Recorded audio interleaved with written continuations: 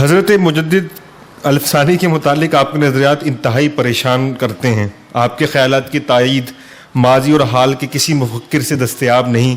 پھر آپ کے خیال اتنے خطرناک کیوں ہیں جبکہ بر صغیر، پاک و ہند، ترکی اور روسی مسلم ریاستوں میں ان کے اثرات موجود ہیں اور وہ سلسلہ نقشبندیہ کے معتبر شیخ مانے جاتے ہیں؟ دیکھیے بات سنیں، جب میں اللہ پہ ریسرچ کر رہا تھا تو ایک حقیقت میرے سامنے آئی تھی کہ اگر 7 ارب انسان بھی کہے نا خدا ہے تو ضروری نہیں کہ وہ ہو، اور اگر 7 ارب انسان کہے نا خدا نہیں ہے تو ضروری نہیں ہے کہ وہ نہ ہو. ہم اپنی تحقیق و جستجو کو کثرت سے نہیں دیکھتے.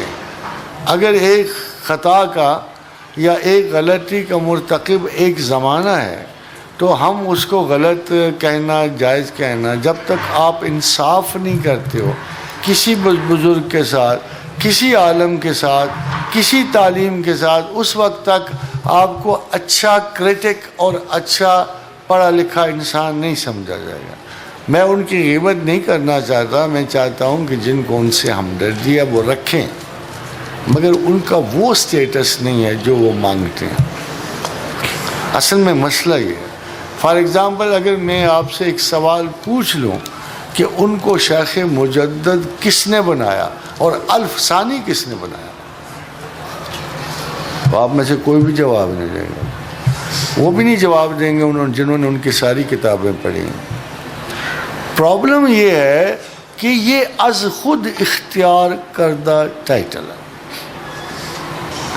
فرض کرو if I differ with him، اور میرے کو شیخ مجدد نے اپنے آپ کو یہ خود ٹائٹل بخشا. اب دوسری ایک بات سنیے، یہ شاید حقائق آپ کے علم نہیں ہے کہ نقش بندیہ سلسلہ ہندوستان میں خواجہ باقی باللہ کے بعد کوئی سروائیو نہیں کیا. خواجہ باقی باللہ جو تھے ان سے بقول ان کی بیعت تھی، مگر یہ حقیقت آئی نہیں. جب وہ فوت ہو گئے انہوں نے ایک نیا کلیم کیا کہ مجھے خلافت قادریہ شیخ عبدالحد کے ذریعے پہنچی ہے. Now again this was a different claim. پھر انہوں نے کہا کہ مجھے مقطعات کی تعلیم دی گئی اور وہ بھی کہیں ڈیمونسٹریٹ نہیں ہوئی. پھر شیخ مجدد نے کہا میں نے خواب دیکھا ہے کہ میں یہ مکتوبات کی ساری روایتیں ہیں کہ میں ایک دیوار پہ بیٹھا ہوں، میرے کپڑے پھٹے ہوئے ہیں. اس کی تعبیر انہوں نے شہود سے وجود کو جانے کی جو روایات حدیث رسول سے غلط ہے. اگر کپڑے زیادہ اور پورے ہوں تو یہ علم کا نشان ہے، پھٹے ہوئے ہیں تو کم علمی ہے.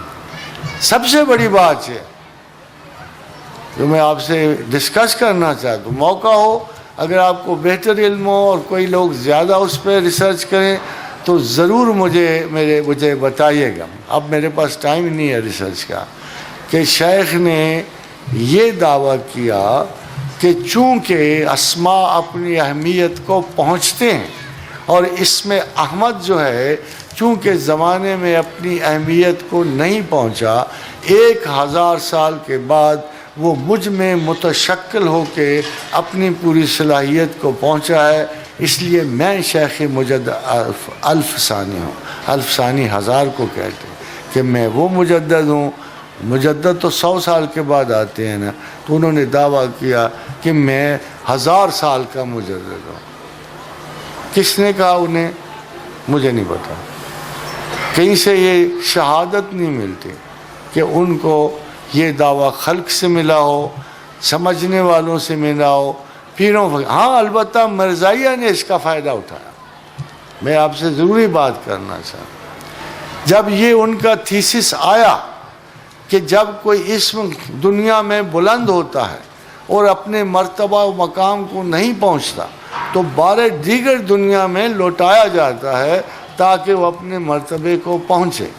چونکہ اسم محمد پورا ہو گیا دنیا میں، مگر جو ان کا اسم احمد تھا وہ تکمیل کو نہیں پہنچا، بارے دیگر لوٹایا گیا اور مجھ میں، اور میں احمد سرہندی مجدد الفسانی ہوں. اب مرزائیہ نے کیا کیا؟ انہوں نے کہا ابھی بھی پورا نہیں ہوا. مرزائیہ نے یہ پخ نکالی شیخ مجدد کے فلسفہ سے کہ وہ ابھی بھی پورا نہیں ہوا، اور اب ادھر آ کے نبوت میں ڈھل گیا، پھر آپ کیا کرو گے؟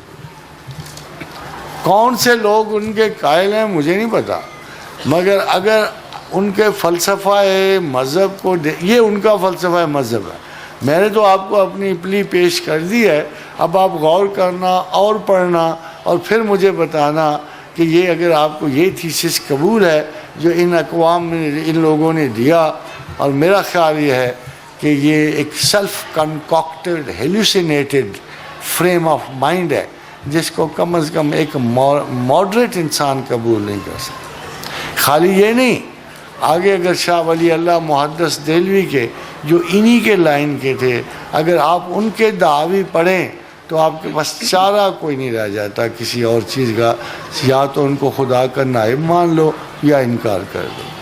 مسلمانوں میں یہ تعلی نہیں، صوفیاء میں یہ تعلی کہیں بھی نہیں ہے، کسی بھی جگہ نہیں ہے۔ اور جب ہم اپنے بڑے استادوں کو دیکھتے ہیں، ہم جنید کو دیکھتے ہیں، شیخ عبدالقادر جیلانی کو دیکھتے ہیں، علی بن عثمان حجویری کو دیکھتے ہیں، ابو الحسن شاذلی کو دیکھتے ہیں، یہ امامین مشرق و مغرب ہیں، اور ان کو خود نہیں امام کہا گیا، ان کو ان دنیا رہتی دنیا تک لوگ ان کو ائمہ تصوف مانتے ہیں۔ ان میں سے ایسی غلطی کسی نے نہیں، ایسی غلطی کسی نے۔ اس لیے میں معذرت خواہ ہوں کسی کو اس بات افسوس پہنچے، مگر میں چاہتا ہوں کہ وہ جا کے کچھ اور پڑھیں، اگر کوئی بہتر ان کی بات نظر آئے اور جس پہ ہم آرگو کر سکیں تو انشاءاللہ تعالی میں اتنا سخت دل نہیں ہوں کہ نہ مانوں بات کروں۔